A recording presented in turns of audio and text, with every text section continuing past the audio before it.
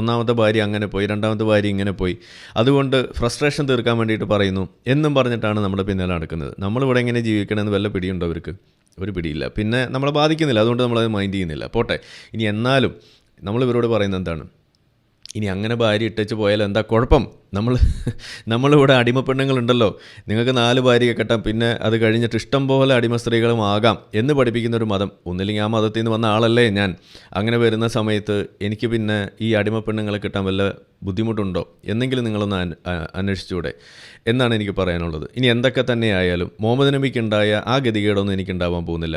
ഏത് നമ്മളെ സ്വന്തം ഭാര്യയുടെ കട്ടിലിൽ വെച്ചിട്ട് ഹഫ്സയുടെ കട്ടിലിൽ വെച്ചിട്ട് മാരിയത്തുൽ കിബിത്തിയ എന്ന് പറയുന്ന അടിമപ്പെണ്ണിനെ ഇട്ട് പൂശിക്കൊണ്ടിരിക്കുന്നതിൻ്റെ സമയത്ത് ഭാര്യ എന്തോ മുഹമ്മദ് എന്നെ പണി ഒപ്പിച്ചതാണ്, എന്നെ പറ്റിക്കാൻ നോക്കിയതാണ് എന്ന് മനസ്സിലാക്കിയിട്ട് തിരിച്ചു വന്ന് നോക്കുമ്പോൾ അവിടെ കിടന്നുള്ള ആ ഡിങ്കോൾഫി കയ്യോടെ പൊക്കിയിട്ട് മുഹമ്മദിനെ അവിടെ 4 കാലിൽ മുട്ടൂത്തി നിർത്തുന്ന ഒരു പരിപാടി ഉണ്ടായിരുന്നു.